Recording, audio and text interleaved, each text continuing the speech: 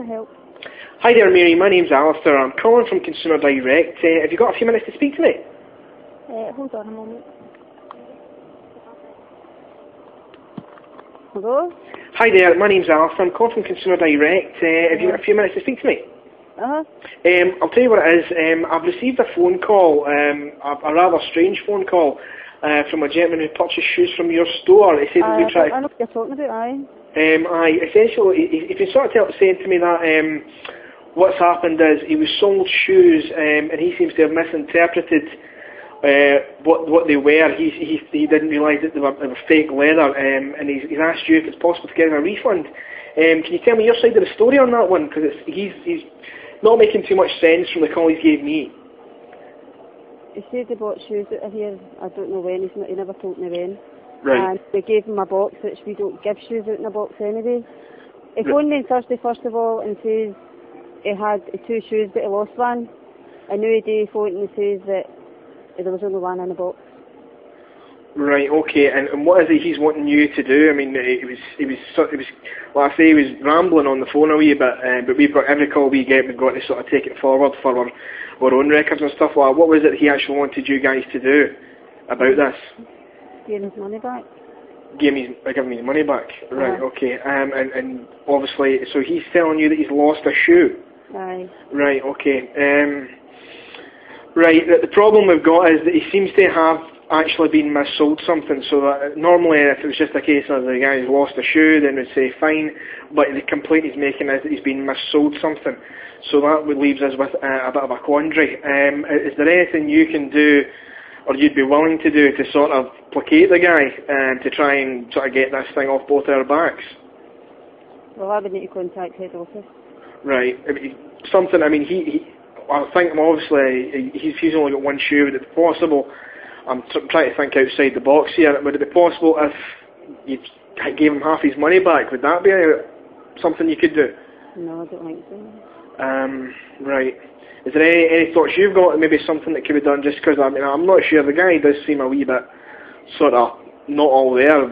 I don't want to say anything bad, but I mean, that he was rambling to me, but the problem is that he's claiming mis-selling, which is obviously a very serious accusation. Well, I'll just give you head office number and you can phone them yourself, because I can't make a decision on it. Right, well, I'll take the head office number anyway, but what I'll need to do is, know where your sort of final stance is. Is there anything you think would be a suitable sort of outcome between yourself and him, possibly? I mean, would you be able to give him a replacement shoe? We've not got any odd shoes in the shop. Right. What about if he gave you that one back and you gave him another pair? Would that be an option? No, because it says it's going to lose it.